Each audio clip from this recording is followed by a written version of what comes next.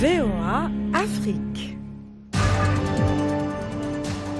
Après 7 années de détention provisoire à La Haye pour crimes contre l'humanité, l'ancien président ivoirien Laurent Gbagbo a été innocenté par la Cour pénale internationale. Laurent Gbagbo a quitté une décision historique, c'est le thème de cette nouvelle édition. Laurent Gbagbo et son ex-ministre Charles Blé Goudé ont été innocentés par la CPI faute de preuves concernant leur responsabilité dans les violences post-électorales de 2010 et 2011 qui ont fait 3000 morts. Que signifie cette décision? Cet acquittement est-il un pas vers le pardon et la réconciliation en Côte d'Ivoire? Quelles peuvent être les conséquences sur l'échiquier politique ivoirien? Autant de questions que nous aborderons dans ce Washington Forum.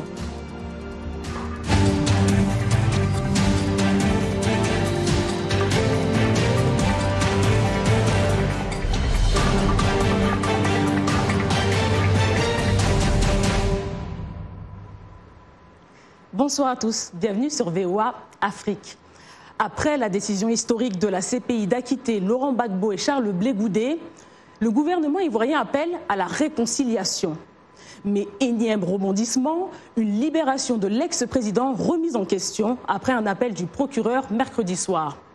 En Côte d'Ivoire, les esprits sont toujours marqués par les violences post-électorales de 2010 et de 2011.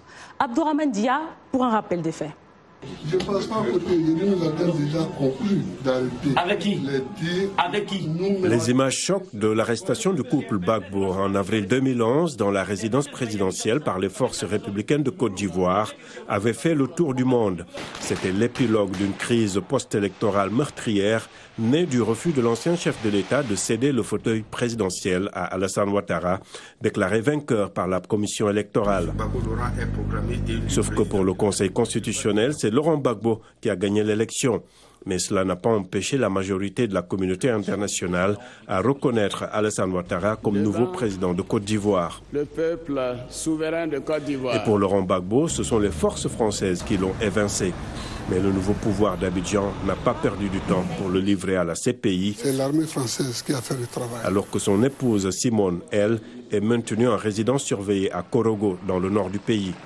Laurent Gbagbo sera rejoint 3 ans plus tard à La Haye par Charles Blé Goudé, arrêté en janvier 2013 au Ghana. L'ex-patron des Jeunes Patriotes est lui aussi accusé de crimes contre l'humanité en rapport avec la crise post-électorale. Leur procès démarre en janvier 2016 devant la Cour pénale internationale. Ce procès, le premier mettant en vedette un ancien chef d'État à la CPI, est suivi à travers le monde. Mais la défense réussit à démontrer les failles dans le dossier des procureurs. Et le 15 janvier 2019, soulagement pour Laurent Gbagbo, Charles Blé Goudé et leurs millions de partisans en Côte d'Ivoire. Les juges ordonnent leur acquittement. Et plusieurs invités pour nous accompagner en direct de Dakar via Skype. Mathias Ompé, analyste politique de l'Open Society Institute. Sur notre plateau à Washington, René Lake, consultant politique, et Nyaka Lagoke, professeur d'histoire et d'études panafricaines à Lincoln University. Bonsoir à tous et merci d'être avec nous. Bonsoir. Bien content d'être là. Bonsoir. René Lake. Commence par vous. Quelle analyse faites-vous de l'acquittement de Laurent Gbagbo et de l'appel du procureur? Écoutez, je ne sais pas, au plan international, je crois que ça montre que le droit international a encore beaucoup de chemin à faire, hein, de juger des personnalités en charge dans leurs États. Ce n'est pas une petite affaire et apparemment, je crois que les gens qui sont critiques vis-à-vis de la CPI ont peut-être un peu du grain à moudre en ce moment parce que la crédibilité de la CPI se pose. Mais des gens comme moi qui ne sont au contraire pas du tout critiques vis-à-vis de la CPI également se posent des questions, de se dire mais comment se fait-il qu'il soit si difficile d'arriver à des consensus ou en tout cas arriver à des jugements qui correspondent aux réalités sur le terrain après qu'il y ait eu tant de difficultés, tant de morts et que la situation a été aussi grave. Donc d'un côté comme de l'autre, je pense que tout le monde doit se poser quand même pas mal de questions, quel que soit le point de vue que l'on a, qu'on soit pro-Gbagbo ou pro-CPI. Je crois que cet acquittement-là nous amène à réfléchir. Alors Nyaka Lagoke, est-ce la fin ou le réveil des souvenirs de la crise post-électorale en Côte d'Ivoire? je ne dirais pas que c'est la fin des souvenirs, parce que les problèmes en Côte d'Ivoire existent depuis une trentaine d'années et les problèmes n'ont jamais été réglés. Et donc, Gbagbo Laurent est libre, c'est une très bonne chose. Je fais partie de ceux qui ont combattu la CPI parce qu'elle a fait une accusation, une justice sélective. 2 camps se sont battus, il y a eu des morts de part et d'autre. Vous allez vous prendre un camp avec le soutien de la France néocolonialiste en Côte d'Ivoire qui essaie d'imposer sa loi. Donc c'est autant d'injustices qu'on voulait voir régler. Et donc, parce que M. Ouattara avait la possibilité de prendre un autre chemin pour pouvoir régler cette crise, mais il a décidé de faire cela et aujourd'hui, je ne sais pas ce qui va se passer en Côte d'Ivoire. Mathias, maintenant, pour vous, quel impact pourrait avoir une éventuelle libération de Laurent Gbagbo pour la réconciliation nationale dans le pays? Et a priori, cette libération seule, de mon point de vue, ne peut pas suffire, n'est-ce pas, pour favoriser la réconciliation nationale en Côte d'Ivoire. Et la raison est simple pour moi. Vous savez que cette libération semble dire qu'on n'a pas pu apporter des preuves que Gbagbo et Blé Goudé étaient coupables, n'est-ce pas, des reproches qui leur étaient faits. Et donc, de mon point de vue, cette décision va conforter le sentiment des soutiens de Gbagbo qui ont toujours pensé que c'était un complot réunissant aussi bien le camp Ouattara et les puissances occidentales pour accuser un innocent, Gbagbo était présenté comme un innocent. Donc de ce point de vue, je ne suis pas sûr, par exemple, que cette décision va rassembler la classe politique, va adoucir la position des soutiens de Gbagbo, qui ont toujours pensé qu'il était innocent. La deuxième chose qu'il faut dire, il y a quand même des victimes. Comme l'ont dit l'un de mes prédécesseurs, il y a quand même des victimes. Ça veut dire que cette décision laisse les victimes comme si ils n'étaient pas capables d'identifier ceux qui ont contribué à leur créer du tort. Pour moi, ça fait un deuxième obstacle. Pour moi, on ne peut obtenir la réconciliation nationale en Côte d'Ivoire que si les acteurs politiques, au premier rang desquels il y a Gbagbo et Ouattara, sont capables de se mettre au-dessus de cette décision de justice pour poser les actes qui peuvent susceptibles d'amener, de renforcer la cohésion nationale en Côte d'Ivoire. Merci. Donc la décision effectivement a suscité de nombreuses réactions parmi la population, entre enthousiasme et consternation. Regardez. Dire qu'il revient pour la rancœur, né Blé Goudé, au contraire, Gbagbo revient pour réconcilier, pour dire aux gens que ce qui s'est passé et puis on va en avant. Il n'y a rien, il ne vient pas pour la paix. Il vient pour la paix, il ne vient pas pour la rancœur. Il faut que tous les Ivoiriens se présentent. Et puis il faut que la démocratie soit réelle, les élections soient apaisantes et puis ouvertes à tout le monde. Donc j'ai des craintes. Déjà ça commence, il y a des injures dans les journaux. Là, on sent que le climat est crispé. Donc il y a des inquiétudes. Présentement, nous luttons pour la réconciliation. Nous luttons tous pour la réconciliation. Donc le fait que Gbagbo ait été libéré, ça va encore motiver les gens pour lever la réconciliation. Nous qui avons été touchés, on n'a rien dit sur nos problèmes, notre mal qu'on nous a fait, que sera nos sorts, rien ne dit d'abord, et puis on libère Gbagbo. Ça veut dire aussi que ceux qui sont morts, c'est des moutons. L'État Côte d'Ivoire ne nous a pas respectés. Parce que ce pays ne peut pas décider quelque chose sans demander l'autorité du gouvernement de Côte d'Ivoire. S'ils pensent que la libération de Gbagbo peut avoir envoyé la réconciliation en Côte d'Ivoire, ils ont menti. Ils ont menti. Comme il a dit, ils ont tué nos enfants, ils nous ont dit de ne pas retirer pour nous. On l'a écouté, on n'a rien dit, on dit non, on l'attend. Gbagbo est parti à la haine, on pensait que la justice allait se faire. Comme il n'y a pas de justice, nous-mêmes on fera notre justice. On va retirer nos coups. Nos enfants qui sont morts là, on va retirer nos coups. Et puis on va voir qui va partir à la haine. Il n'y a qu'à une réaction sur ce qu'on vient de voir. Parce que par rapport des victimes au niveau des victimes. Non, bien sûr, je vais intervenir sur ça. C'est une situation qui est très complexe Et quand j'entends les gens parler de façon partisane sur la question de la crise ivoirienne, cela me peine parfois. Parce que de quoi il s'agit? Monsieur Alassane Dramane Ouattara, à un moment donné, il a été rejeté et sa candidature a été rejetée à cause de sa nationalité. Donc il a fait une rébellion. Ils ont attaqué, ils ont tué. Quand sa candidature a été imposée et qu'on a dit qu'il n'avait pas gagné, quand Gbagbo et lui, les deux disaient qu'ils étaient vainqueurs, la France, l'ONU et les rebelles d'Alassane Ouattara ont attaqué. Non, il faut que les gens sachent, il y a eu des morts. Donc quand il y a eu des morts, voilà, il faut que les gens sachent, il y a eu des morts. Donc il y a eu des morts, il y a eu des morts, c'est de ça que je parle. Il y a eu des morts dans les deux camps, c'est de ça que je parle. Et donc il faut que les gens comprennent qu'il y a eu des morts dans les deux camps et qu'avant la chute de Gbagbo, à Diokoué, 1000 morts, des gens ont été tués par les rebelles de Ouattara et les gens de Gbagbo aussi ont commis des atrocités. Maintenant, quand on parle de victimes, il ne faut pas donner une priorité à une catégorie de victimes au détriment des autres victimes. Il y a eu des victimes d'un camp. Il y a eu des victimes des deux camps. Donc on ne parle pas seulement... Si Gbagbo Laurent a commis des crimes, les gens qui parlent se considèrent comme des victimes. Il y a aussi d'autres personnes qui souffrent, qui sont proches de Gbagbo et qui ont été aussi victimes de cette crise en Côte d'Ivoire. Donc pour moi, c'est le temps d'avoir une conversation sur le destin de la Côte d'Ivoire. Nous tous, nous avons péché, nous sommes privés de la gloire de Dieu. Transcendons nos divergences et essayons de bâtir une Côte d'Ivoire nouvelle. Voici un peu mon approche. On va enchaîner justement avec la réaction du gouvernement après cette décision.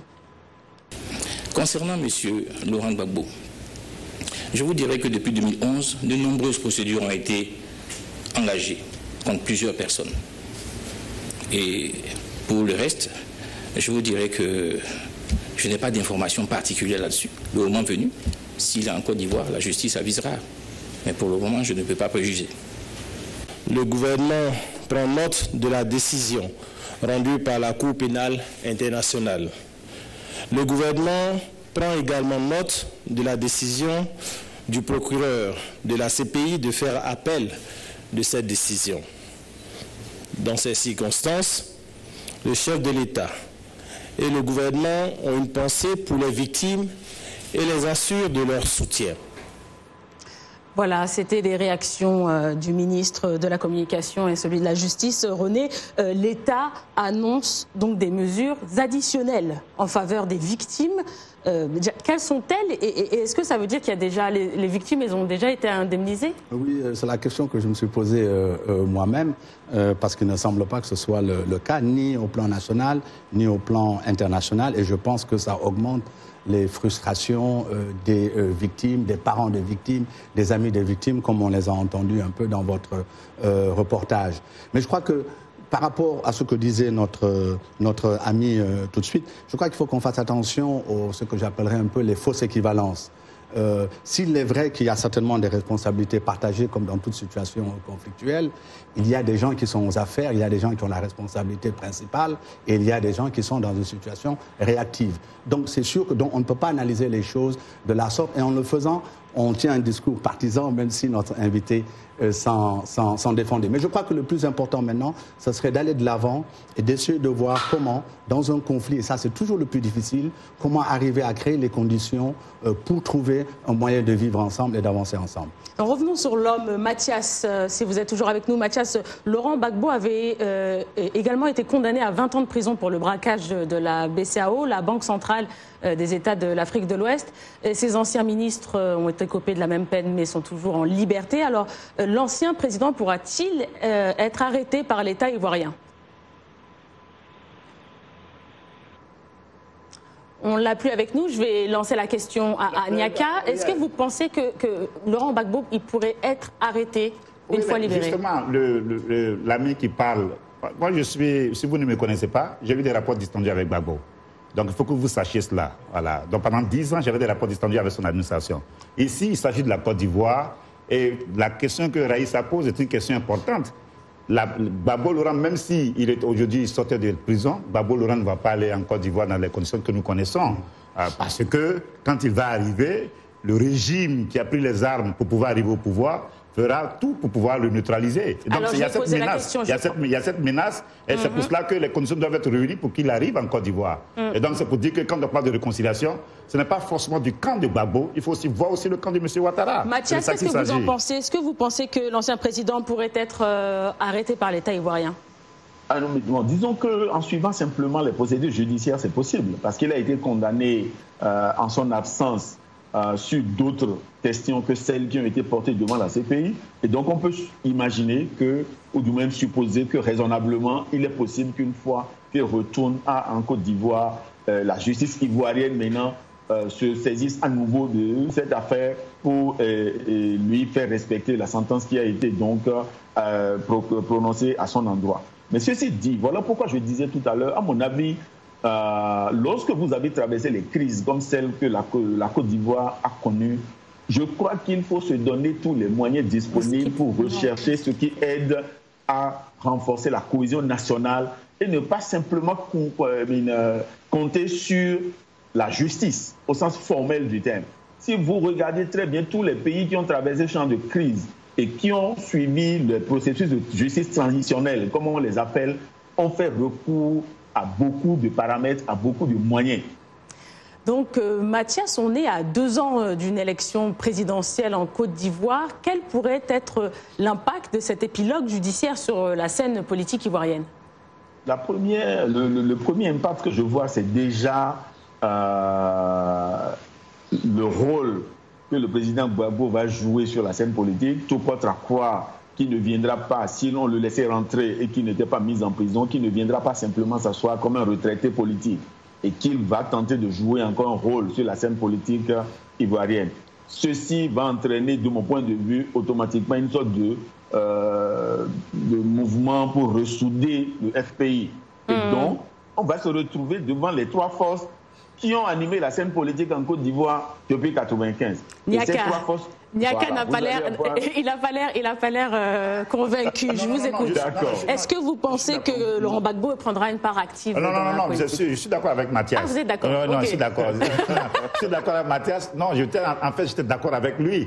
Parce que ce qu'il dit, c'est important. Et c'est pour ça que ce que René disait, je ne peux pas être d'accord. C'est-à-dire qu'en tant que des gens qui nous décident d'être neutres, les mêmes acteurs, et c'est ce que Mathias dit qui est important, les mêmes acteurs qui ont été impliqués dans la crise ivoirienne depuis 30 ans seront encore candidats en 2020. Et donc, s'ils ne sont pas visités par une force supérieure, nous risquons encore d'ouvrir une autre page de la crise ivoirienne. Parce qu'on sait comment les élections se passent en Afrique. Et donc, c'est pour ça que j'étais d'accord avec Mathias, c'est pour ça que je souriais. René, est-ce qu'on assistera-t-on du coup à une remobilisation des partisans d'Alassane Ouattara? Oui, c'est quelque chose qui peut se passer. Mais écoutez, ça dépend d'abord. On n'est pas sûr d'abord que Laurent Gbagbo rentre en Côte d'Ivoire avant 2020. Ce n'est pas du tout garanti. La Belgique, semble-t-il, a accepté de l'accueillir quand il quitterait La Haye. Et il est tout à fait possible que les négociations, les discussions, et même le vrai débat de réconciliation se fassent pendant cette période-là et qu'au fond, ce soit la responsabilité de la prochaine administration que de régler le retour de Gbagbo en Côte d'Ivoire. Et ça peut être peut-être une solution qui pourrait être plutôt intelligente et utile pour l'ensemble du pays et pour justement qu'on ne se retrouve pas dans la situation que décrivait Niaka tout à l'heure où ce seraient encore les mêmes acteurs qui se retrouveraient au front, au premier plan politique. Donc ça, c'est quelque chose à prendre en considération. Mathias, parlons d'un acteur, d'un autre acteur, Guillaume Soro. Donc Guillaume Soro, ancien chef du mouvement des jeunes patriotes fidèles à Laurent Gbagbo, avant, vice-président du RDR, parti actuel du président Alassane Ouattara. Il joue la carte maintenant de l'apaisement en prenant la réconciliation nationale et c'est en même temps rapprocher des Gbagbo. Alors, pouvez-vous clarifier sa position et puis quels sont les scénarios possibles pour lui? Disons que je ne peux pas clarifier sa position aujourd'hui, mais je peux dire au moins ceux avec qui il risque de ne pas se trouver. Je crois que les événements ces derniers temps ont donné le sentiment qu'il était plutôt en désaccord avec le RDR et le président Ouattara. Donc c'est comme si tout porterait à croire que dans les semaines, mois à venir, Soro aurait un destin différent du chemin que tracerait le RDR. Ceci dit, on l'a vu également travailler énormément à se rapprocher du PDCI et en même temps du FPI. Et donc, de mon point de vue, je pense que Soro joue aujourd'hui une carte de demande de pardon vis-à-vis des gens avec qui il estime avoir posé des actes, je dirais, condamnables. Il demande pardon et il se rapproche du PDCI, du FPI. Je ne lui verrai pas donc un avenir s'il n'était pas en mesure de continuer sur ce chemin et de réussir à gagner leur confiance à nouveau. Parce que comme vous l'avez si bien dit, il était proche de Gbagbo, les gens le considèrent même comme un fils spirituel d'une certaine manière de Gbagbo. Et donc, s'il ne réussissait pas à faire cela, et que ces désaccords continuent avec le RDR, son destin pourrait être difficile. Alors René, est-ce que vous êtes d'accord? Est-ce qu'il y aura des nouveaux axes politiques qui vont se former dans le pays à l'aube des élections de 2020? Oui, je crois que les deux principaux acteurs qu'il faudra suivre, c'est d'une part Gbagbo pour voir un peu dans quelle direction il va aller, quel est son état d'esprit, et Bédié également de voir un peu quelle carte il voudra jouer pour, du PDCI pour voir quelle carte il voudra jouer en 2020. Mais vous savez, c'est là peut-être mon côté un peu optimiste, je veux penser que le candidat qui sera le mieux placé, ce sera peut-être celui qui aura la capacité de dire on va rassembler tout le monde, on va passer à une autre phase, on va ouvrir un nouveau chapitre de la vie politique de Côte d'Ivoire. Et il y a de fortes chances que cela soit un atout politique majeur pour 2020. Nyaka, vous voulez réagir? René, d'accord et pas d'accord avec lui. Celui qui pourrait rassembler les Ivoiriens aujourd'hui, c'est Gbagbo. Ça ne peut pas être Alassane Dramane Ouattara. Il a eu l'opportunité pendant 7 ans de faire le rattrapage ethnique, de mettre des gens en prison ici et là. Donc aujourd'hui, il est opposé à Soro Guillaume, il est opposé à Bédié. Donc Ouattara ne peut pas être le candidat du rassemblement. Celui qui a l'opportunité historique, je n'ai pas dit qu'il va le faire forcément, celui qui a l'opportunité historique de transcender sa douleur et sa tragédie pour rassembler les Ivoiriens, c'est Gbagbo Laurent. Et là encore, vous estimez qu'il ne doit pas être là avant 2020. Donc il y a une contradiction. Donc je voulais juste dire cela par rapport au contexte en Côte d'Ivoire. Nyaka, dans une vue d'ensemble là, de tout ce qui s'est passé avec la Cour, la CPI, etc., quelle serait vraiment l'incidence de l'acquittement de la libération, l'éventuelle libération de Laurent Gbagbo et de Charles Blé Goudé sur les activités de la Cour pénale internationale? Oui, la Cour pénale internationale, René l'a dit au début, sa réputation est tarnished, pour dire ça en anglais. Sa réputation est totalement endommagée. La CPI, ils n'ont pas pu aller après Uhuru Kenyatta qui a été libéré, Bemba a été libéré. Dans les deux cas, il y avait des pressions politiques. Avec Bemba, c'était le procureur ou bien la procureure. Dans le cas de Gbagbo, ce sont les juges. Mais cela arrive dans un contexte du renouveau du panafricanisme. Des gens qui se mobilisent ici et là. Ce n'est pas parce que Laurent n'aurait pas commis de fautes, mais cela donne un message d'espoir à tous les Africains qui sont en train de lutter pour la souveraineté politique et économique de l'Afrique, parce que la CPI est un instrument dans les mains des puissants, pour pouvoir citer le titre d'un ouvrage. Donc maintenant, malheureusement, la Chambre d'appel a fait appel. Et donc, ça va être assez compliqué par rapport à cela. Est-ce que vous pensez que ce cas-là, Laurent Gbagbo, CPI, c'était vraiment le candidat de la France-Afrique? Qu'est-ce que vous en pensez? Non, je ne bouge même pas, parce que c'est un discours que l'on entend depuis... Non, de quoi il parle? De quoi vous parlez? Non, de quoi il parle? Non, pour réagir par rapport à la CPI. Je ne bouge pas du tout, parce que c'est un discours qu'on entend depuis très longtemps, et que je comprends, sous un certain rapport que je ne partage absolument pas. Moi, je pense que il est extrêmement important qu'il y ait des formes, d'un point de vue institutionnel, d'un point de vue d'instruments juridiques, qui permettent de pouvoir tempérer les abus qu'il y a à l'État, dans les États africains comme dans les autres États à travers le monde. Mais je sais que c'est une tâche qui est extrêmement difficile. Et comme le disait Nyaka tout à l'heure, pour reprendre un point de vue que j'ai moi-même émis en début d'émission, c'est que c'est sûr que la CPI, la crédibilité de la CPI va poser un petit problème à ce niveau-là, parce que d'un côté, pour ceux qui pensent qu'elle est anti-africaine, entre guillemets, il y a de quoi dire. Et pour ceux qui, comme moi, pensent que c'est une institution absolument indispensable à l'avenir, je pense que sa réputation a été un peu mise en mal. Ça, c'est Mathias, j'aimerais vous entendre sur ce sujet. Non, je suis d'accord que ça va ajouter du grain à moudre à ceux qui ont l'habitude de critiquer la Cour, mais je voudrais juste attirer l'attention sur un fait. Le fait qu'un accusé devant une cour a été jugé ou déclaré non coupable ne veut pas dire que la Cour est mauvaise. Lorsque la Cour vous dit que je n'ai pas suffisamment d'éléments pour accuser, pour déclarer coupable un accusé, ne veut pas dire que la Cour est mauvaise. Et donc je pense qu'il ne faut pas simplement qu'on considère que parce que par exemple Bemba a été libéré, Oro n'a pas été, on n'a pas pu l'amener devant la justice, ou que Gbagbo a été déclaré acquitté, que ça veut dire que la Cour est partiale ou non. De mon point de vue, ça ne suffit pas. Vous allez devant nos cours de justice dans nos pays, il y a plein de gens qu'on acquitte tout le temps ou qu'on accuse. Je ne crois pas que ça suffise pour dire que la Cour... Maintenant, cette Cour a ses faiblesses. Je conviens avec vous, à ces difficultés sur lesquelles je pense que la présente procureure générale est en train de travailler sérieusement, mais je crois qu'il ne faut pas prendre ces cas pour apporter des jugements définitifs sur la Cour. Le mot de la fin, rapidement. Oui, rapidement. Je pense que les amis, ils doivent faire leur homework, parce qu'il y a eu des ouvrages qui ont été écrits sur la CPI. La CPI, un joker dans les mains des puissants, ça a été écrit par des Blancs. Et donc, quand on lit là, on se rend compte que la CPI est un instrument dans les mains des puissances néocolonialistes, et cela a été établi par des gens qui ne sont pas africains. Donc je voulais dire ça, et pour qu'on se mette d'accord sur ces débats. Et donc cela ne vient pas forcément de moi. Mot de la fin, René. Oui, écoutez, moi j'espère que, comme je le disais tout à l'heure, que le nouveau chapitre qui va s'ouvrir dans l'histoire politique de la Côte d'Ivoire sera un chapitre de réconciliation pour aller de l'avant ensemble. Personnellement, contrairement à Nyaka, je ne crois pas du tout au troisième mandat d'Alassane Ouattara. Ce serait en tout cas pour moi une très grosse déception, moi qui ai travaillé très longtemps avec lui, et je suis convaincu que ce n'est pas du tout dans ces plans-là. Et je pense que la personne qui pourra sortir des élections de 2020, j'espère que ce sera quelqu'un qui le fera sur la base d'un programme de réconciliation nationale. Mathias, mot de la fin?